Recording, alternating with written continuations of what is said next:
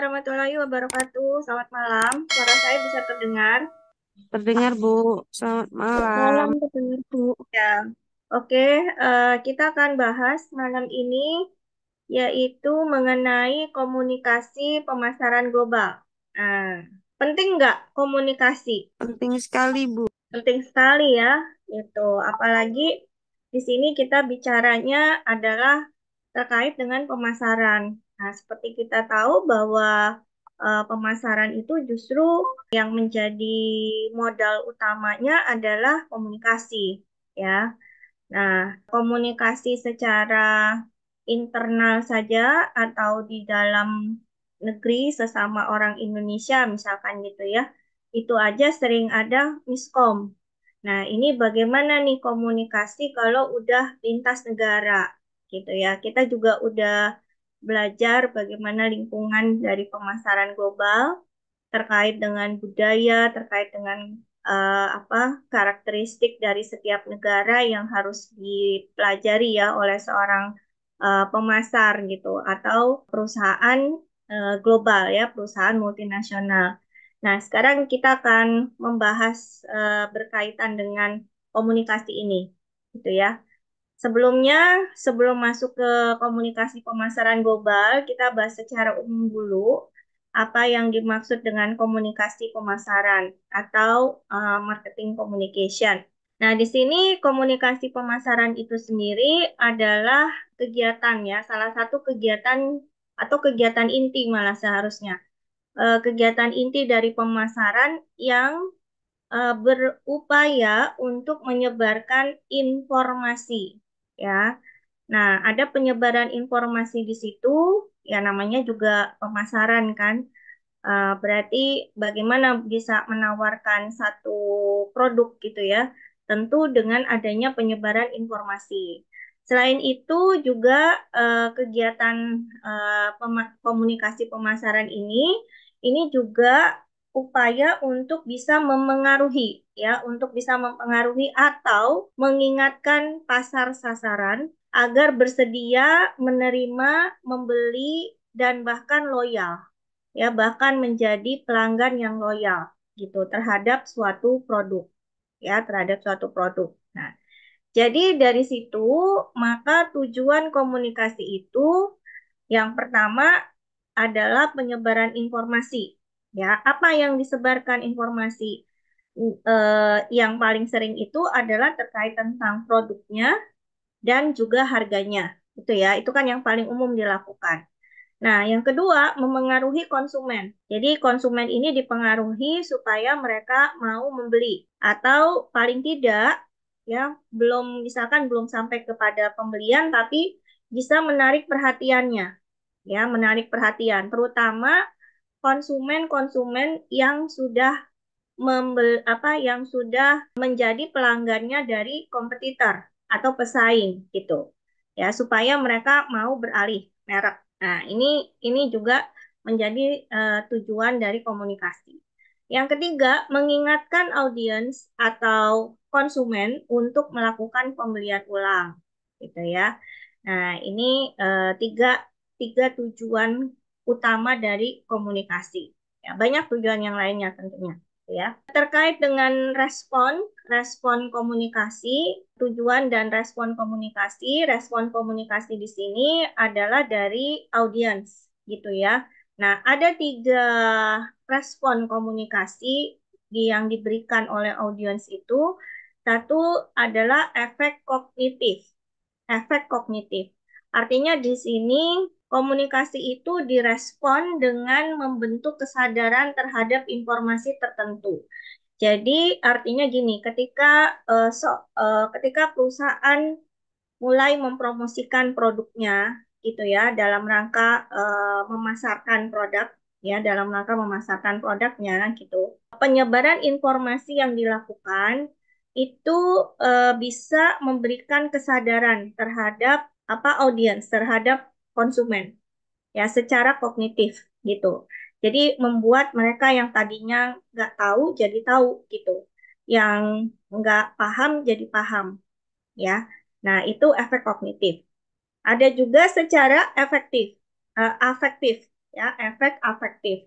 Nah, afektif ini informasi yang disebarkan itu bisa memberikan pengaruh atau dorongan atau motivasi gitu ya, motivasi untuk melakukan pembelian ya, untuk melakukan pembelian suatu produk gitu.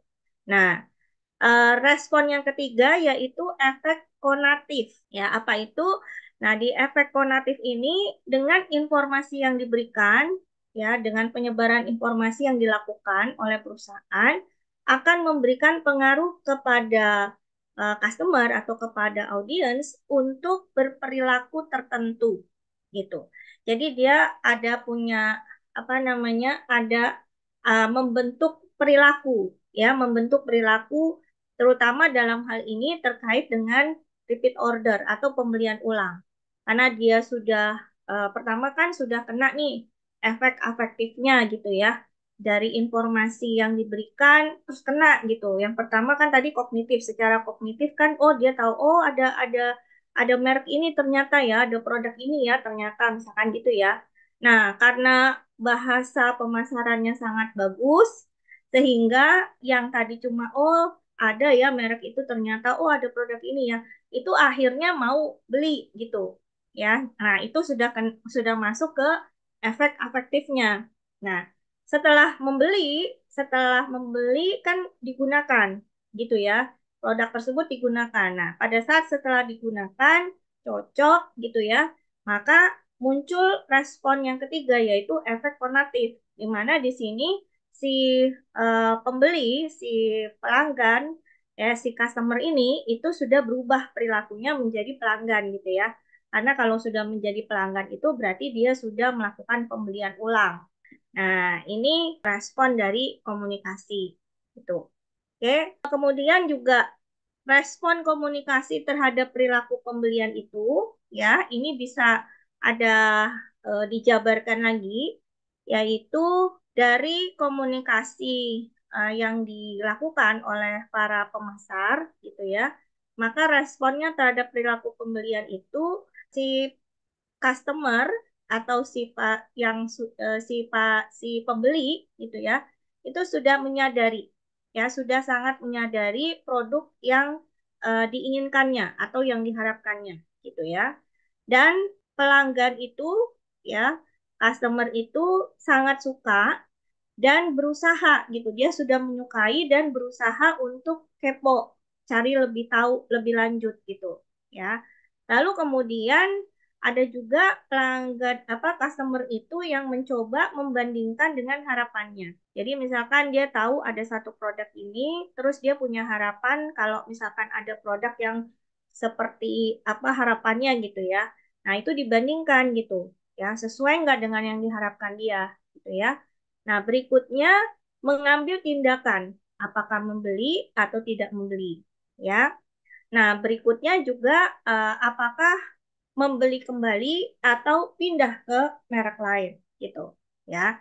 Nah, ini yang umumnya terjadi gitu ya dari respon komunikasi terhadap perilaku pembelian. Seperti itu. Oke, sekarang apa faktor-faktor penunjang komunikasi yang efektif? Komunikasi yang efektif itu adalah komunikasi yang tepat sasaran, gitu ya. Jadi secara verbal, secara apa namanya, secara bahasa tubuhnya dan secara intonasi itu nyampe semua gitu ya. 100% itu efektif. Jadi berjalan sesuai dengan proporsinya masing-masing. Gitu ya, itu komunikasi yang efektif. Nah, di sini ada faktor-faktor yang menunjang komunikasi itu bisa efektif. Yang pertama adalah komponen dari pesan. Apa pesan yang akan disampaikan?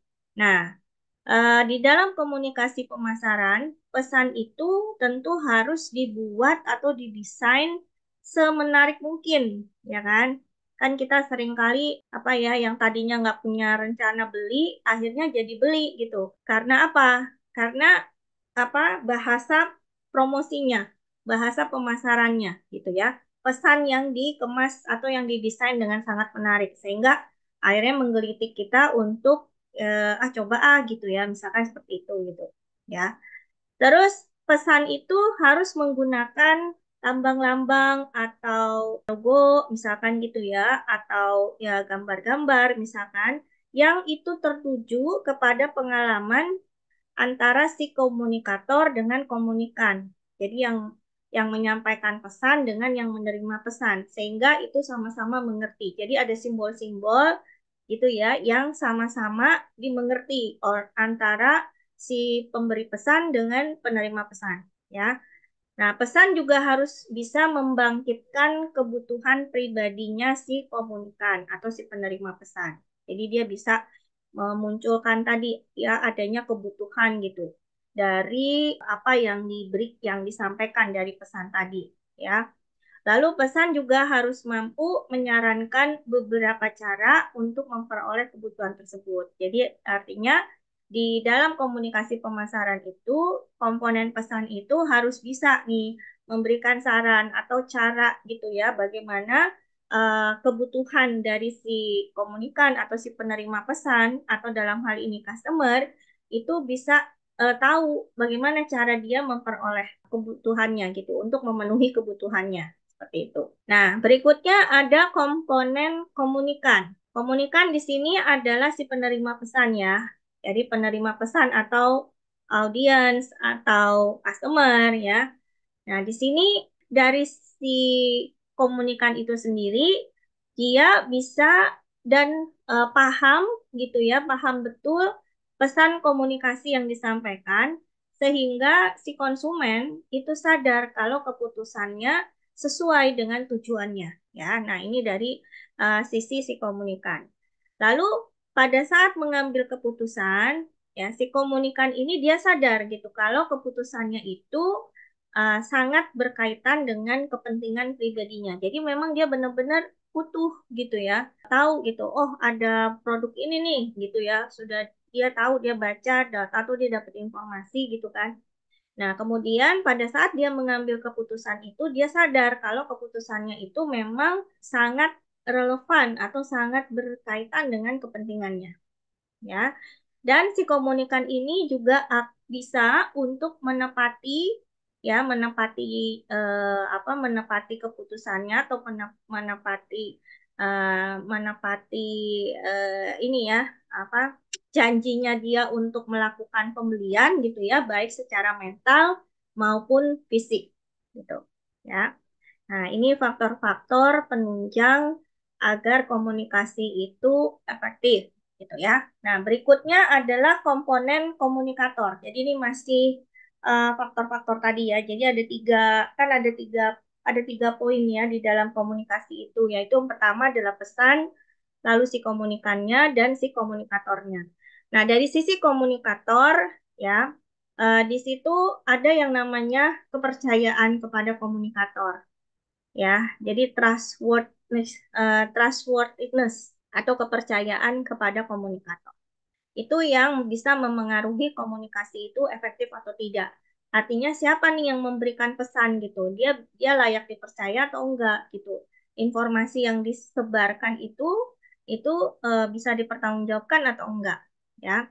Lalu dari sisi si komunikatornya, apakah si komunikatornya ini dia punya communication skill yang sangat baik gitu ya, atau pesannya jadi nggak nyampe gitu ya.